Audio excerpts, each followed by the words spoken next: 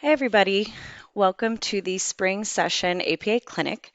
Many of you guys have done this before, but a few of you it's the first time. So why we do this is because our score sheets, which you guys keep every week, are imperative to our handicap system. It's a backbone to our handicap and skill level ratings. So for us to get good score sheets, we can give out good handicap ratings. We want everybody to understand a defensive shot the same way. We want to review a few of the APA rules and common misconceptions and give some general updates on some upcoming events. So you get bonus points. Basically, you watch the videos, you complete the questions that are going to be on this same kind of website you'll see in the forms. Answer at least 70% correct. Once the link is shut down, we're going to go through, tally up the points, apply bonus points to the teams. On March 18th, it's a Friday, so when we update the scores that day, you will see your bonus points. Real quick, when you go to your team schedule, if you scroll to the very bottom, you'll see at the very bottom additional bonus points, and that's where those will be, just so you know where to get them. So keywords. If any of you follow us on any of the social media or if you pay attention to the APA app news, you'll notice that we started requesting keywords. Basically, it's a one-word text that cues or triggers our system to tag you and to answer or to ask a few questions. You need to text the word and only the word. If you add anything else in that message, it's not going to work. If you don't receive a reply immediately, you did something wrong. The cell phone office line, the 407-801-5386. Just to highlight a few, there's a few listed there that we have, but review is for handicap skill levels. If you're playing somebody, you don't feel they're properly rated, text review. It's going to ask you some questions and it lets us do a good review on the player. Makeup is a new one. So makeup is you're at league night and you or your opponent they don't have enough players and you guys decide to do a makeup match. Somebody from one of the teams, not everybody, but one person, needs to text the keyword makeup, and it's going to cue a question. You answer the question, and we now are aware of that makeup match. The other one I just want to highlight is 9 double. We have our 9-ball Scotch doubles tournament that's coming up. We got a second slot, which means we get to send out 2 teams. We're going to run a North tournament at Fat Cats. That's going to be Saturday the 12th. Doors open at 11. And then we're also going to run one in the South at Sidelines. Same, doors open at 11. Play will start at noon. Combined max skill is 10. So etiquette, it's something that we just want to touch base on from time to time. In page 6 of the OTM, the official team manual booklet, it lists out some common billiard etiquette rules that you are expected to follow during league night. Treat your opponent as you would like to be treated. Wish your opponent good luck before the match begins. Stay away from the table and out of your opponent's line of sight while they're shooting. Definitely don't engage in a conversation while they're shooting. We're not saying don't have friendly banter, but while they're shooting, it is, polite to kind of stay quiet. It's also important to call your own fouls. Don't ask or don't wait for somebody to ask you if the foul is committed.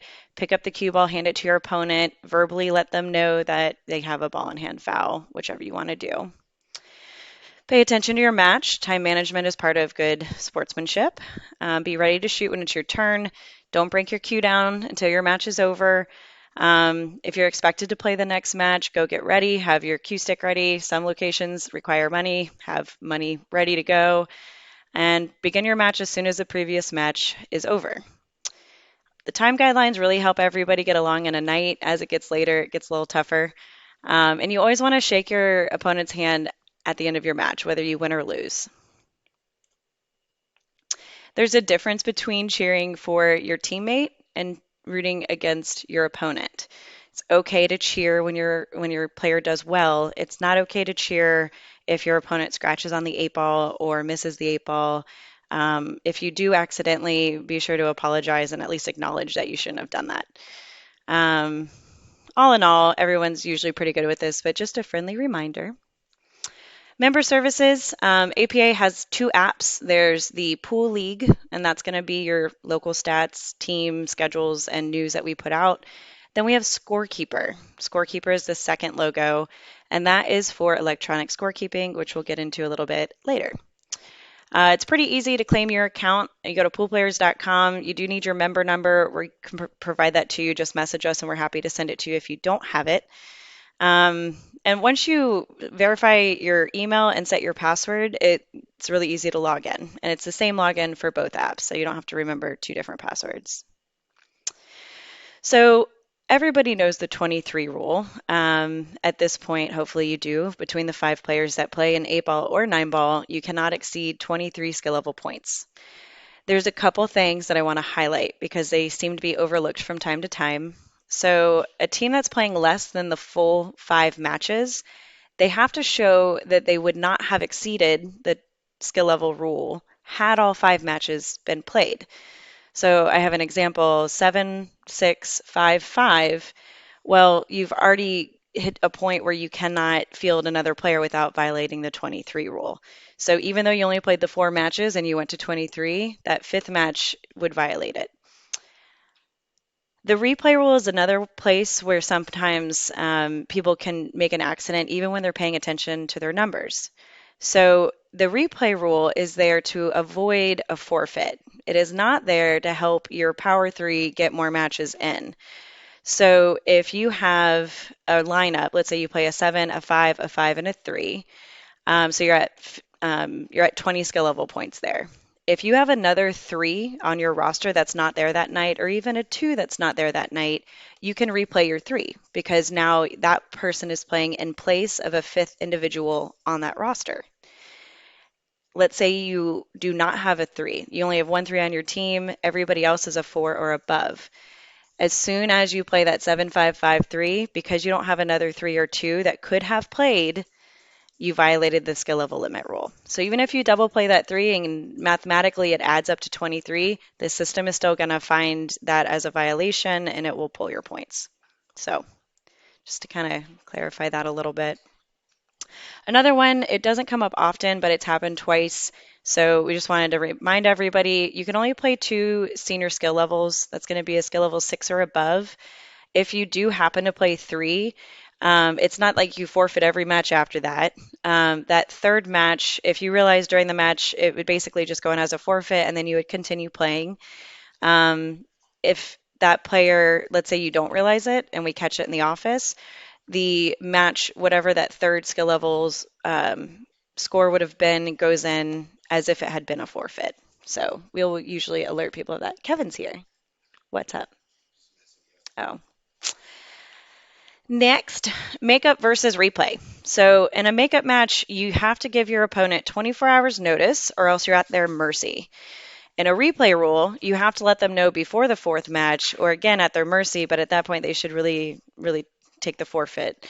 The team may choose their own player in a makeup match. So if you agree to a makeup match, let's say you're the team that had enough players and another team needed a makeup, you said okay, and then you go to play and you are trying to choose their player. In a makeup match, they're allowed to choose which player plays that. In a replay, which is played on the same night, you at that point do get to choose. We recommend a replay over a makeup majority of the time. In a makeup match, you do need to notify the office. That's the keyword that I've mentioned earlier. In a replay, you don't need to notify us. As long as you're following all the rules, play it, turn it in, we'll figure it out. In a makeup match, you have a 2-week time frame to play that match. In a destination, ladies or masters, which are the monthly, you do have 4 weeks. In a replay, it really needs to be played. I think it has to be played that night. A replay rule is played that night of play to avoid a makeup and to avoid a forfeit. Speaking of forfeits, we obviously prefer for all points to be won at the table. We don't enjoy seeing forfeits come in the office, and we encourage teams to work together. We know forfeits are not fun for anybody because everybody still has to pay for that match. We do understand that sometimes it is appropriate for a forfeit to happen, and as long as all the rules are being followed, and as long as teams aren't consistently having forfeit issues, then we just need to know who's going to get the points. So on your score sheet, you write the player's name on your team that would have played, and then you write forfeit on the bottom line. Then you score over on the side. In 8-ball, it's a 2-0, and 9-ball, it's a 12-0. Even though the app is going to have a picture of a 15, mathematically it adds in 12 points. We're trying to figure out how to work that around. And $50 is due from each team. So if I choose to take a forfeit from the other team because they didn't have enough players and they didn't tell me that they needed a replay rule or one of their players left so they couldn't use the replay rule, at that point, I owe the additional $10 in my team envelope. They owe the additional $10 in their team envelope, and that is due on the same night of play for bonus points. So there's a few things that are just, they're not rules. And so I would just want to kind of go over a couple that come up, I would say, more consistently. So a coach cannot touch a player's cue or use their own cue during a timeout. That is false. A coach can grab the player's cue, line up a shot, place a piece of chalk on the table. All of that's fine. As long as they're not physically marking the felt of the table or the cloth, then they are not breaking any rules. A cue ball that is rolling towards a pocket and you put your hand in the pocket, kind of like to catch it, is an automatic ball in hand to your opponent. That is not a rule. That is a recommendation, strong recommendation, and usually a tradition. But if a player does it, it's not an automatic ball in hand foul. It's just something I would warn them and say, hey, let the ball drop. You cannot use the ferrule of your cue to adjust a ball in hand. So although this is also a strong recommendation to avoid an argument, the rulebook states you may use any piece of equipment or your hand to adjust a cue ball when you have ball in hand and you're not satisfied with it. It does not specify what piece of the equipment you can. If it's not in the book, it's not a rule. So even though we don't recommend it, if somebody does it, it's not an automatic foul unless they're down in shooting position and physically tap the cue ball early, and that would obviously be a foul. During a double jeopardy night, a player may not leave their match to assist with a timeout on another table. That's not a rule. We have leniencies in double jeopardy or whenever you're doubled up on tables to allow for a little bit of a wait time. Let's say a player's on a last rack and they're needed to play a match over here. There's a little bit of leniency there in the continuous play. Not much, but a little bit. Don't take advantage of it. But if somebody needs to go take a timeout, let them take a timeout. It's like going to the bathroom. A player's skill determines if they can legally masse or jump. What I mean by this is I hear a lot, a skill level 4 is not allowed to masse in APA. And nowhere in the rulebook does it say anything about that. The host locations determine who can masse and jump, whether anybody can at all. The APA rules will always follow the house rules. There is no specific rule in APA for a skill level being allowed to try to execute one of those shots. So what is a defense shot? A defense shot is any time your opponent is not attempting to pocket a ball. So that would include if a player is, let's say they break a 9-ball and they're hooked on the 1, but they pocketed a ball as their shot, and they're just trying to hit the 1 ball. They can't see it. If they're not attempting to pocket it, then that would be considered a defense shot. It includes a player that's intentionally missing in an attempt to run up their innings. So instead of getting upset about a player who you think is, trying to, work the system, mark defense shots. Let us know about it so that we can keep an eye out for that player moving forward. A defense shot also includes a failed defense shot. So let's say you just royally mess it up and leave your opponent straight in. Let's say you scratch and give your opponent ball in hand, or let's say you even accidentally pocket a ball, but your intent was to play a defense shot or not to pocket that ball. That should still be marked as a defense shot. The system doesn't know your situation on the table. It only knows what your intent was behind your shot. So a defense shot should always be marked if you had no intent of pocketing that ball. If you're having trouble deciding, think about if the player was trying to make a ball. Were they trying to stay on the table also? Were they trying to make the ball and stay on the table during that shot? How hard did they hit the ball? So if they're, hooked behind a ball and they kick out a ball and they hit it pretty hard, maybe they were hoping that a ball would go in. If it's a higher skill player, I always will look to see if they got shape on their next ball, because a high skill player should have that at least in mind when they're going for a shot. Um, some of the lower skills will go for we call it the poke and hope or the spray and pray, or I like to say the whack-a-mole. Um, if you know that that shot is physically impossible for them to make, but they intend and think that they can make it, then it is not considered a defense shot. Um, Players' reactions to shots, that can also sometimes help you. You can even ask them, were you trying to make that ball? Sometimes somebody will openly yell that, slow down, you only have 2 innings, or the player will come and ask how many innings they have and be disappointed when it's low.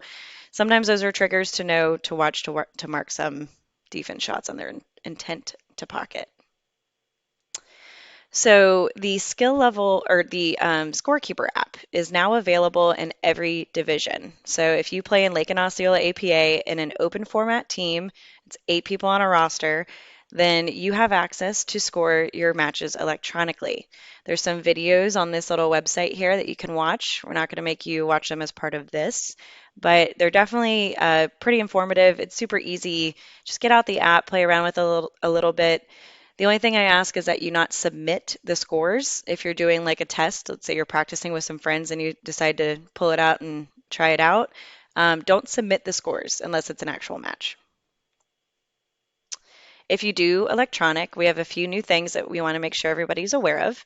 So number one, you need to put a note on your printed score sheet that we've sent out to you in your envelope, letting us know that you did electronic, and on the back noting if you paid electronically. Team envelopes need to be dropped in the APA box, even if it's just that blank piece of paper with a little note on it. And all the matches that you scored need to be in the proper order, or a note needs to be given to us so that we're aware which order those matches should be input. As you guys are getting used to it, you'll see what I mean. It's easy to accidentally start a match out of turn.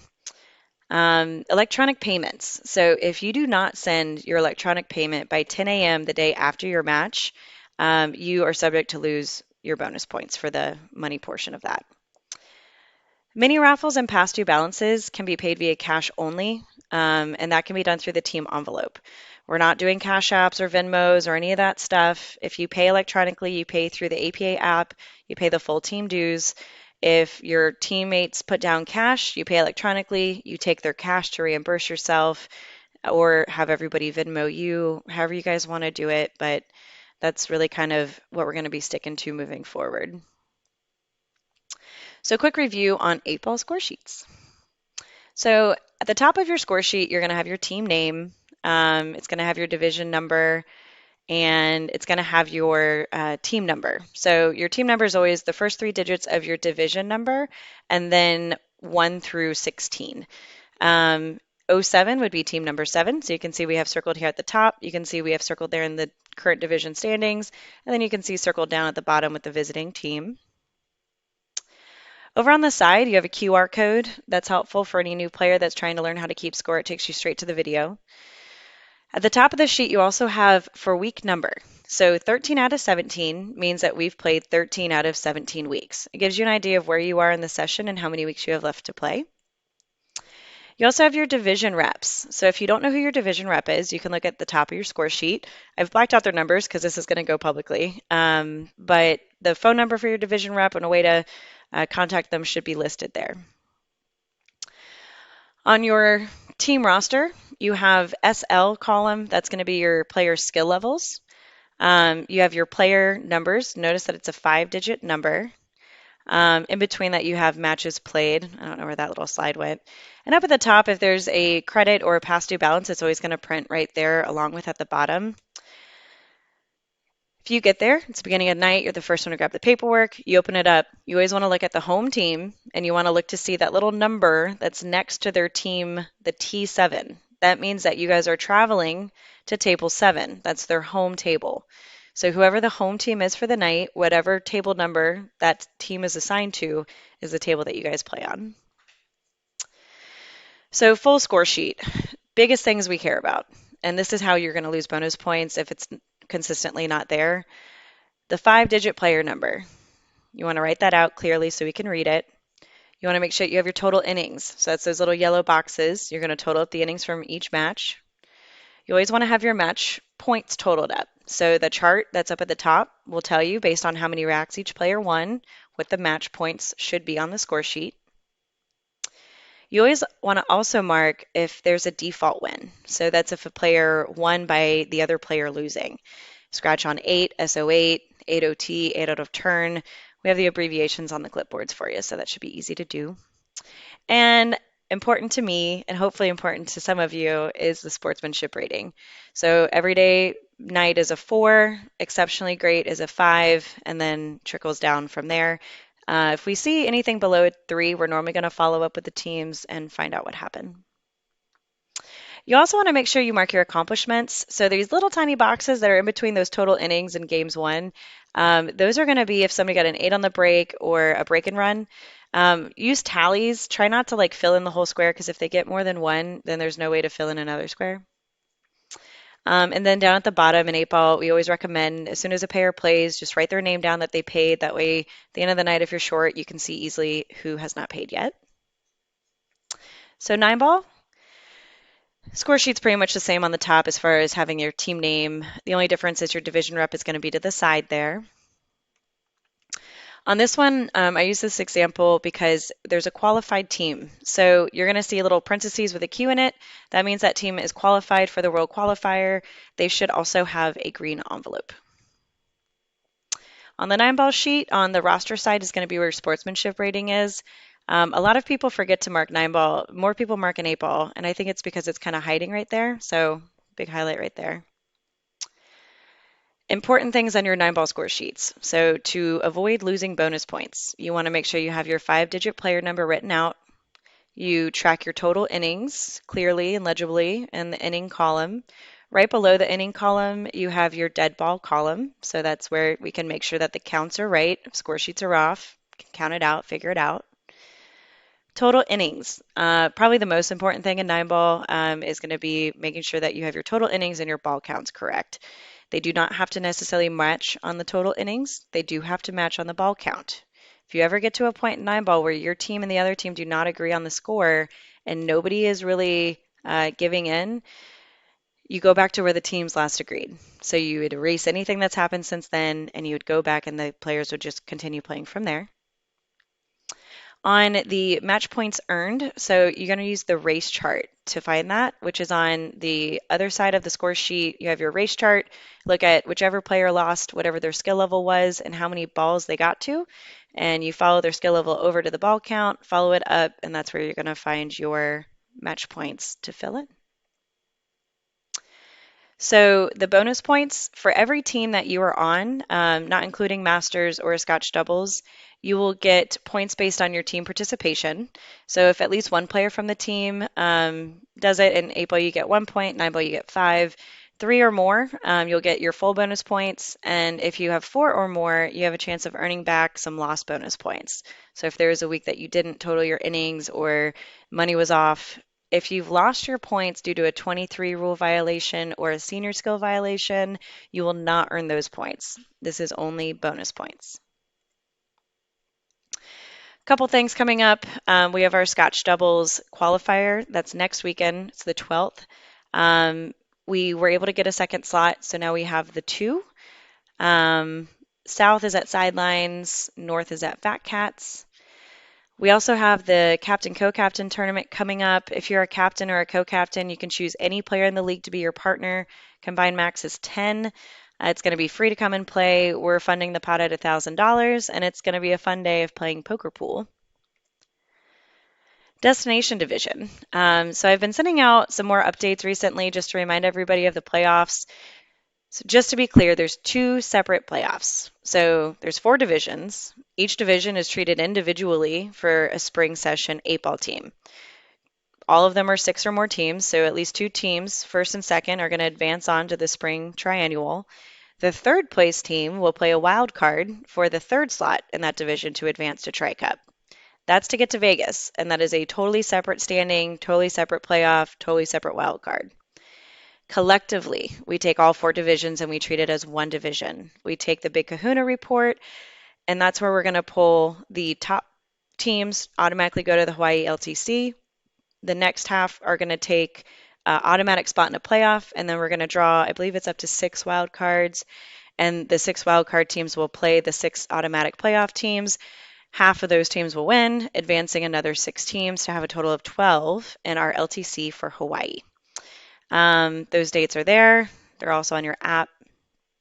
Spring Triannual is coming up. Save the date. If your team's doing well, if you're in first or second place and you're automatically in Triannual, go ahead and put it on your calendar now. These are going to be split as normal. We're going to have half up at Fat Cats and half down at Sidelines. Team Captains Tournament. So this is another qualifier. It's a one-day tournament to win a trip to Vegas. All the rules are on our website. If you have questions on eligibility, just give us a call. We do have a list posted on the discussions of the event in Facebook. So if you want to look at the list to try to put a team together, you can use that. I'll be updating that here soon also. And that is all. Thank you so much for watching. Make sure you take the quiz. If you don't know your team name, it will ask you your team name, so make sure that you find that out. You can text us or call us if you need help with anything. Have a great day.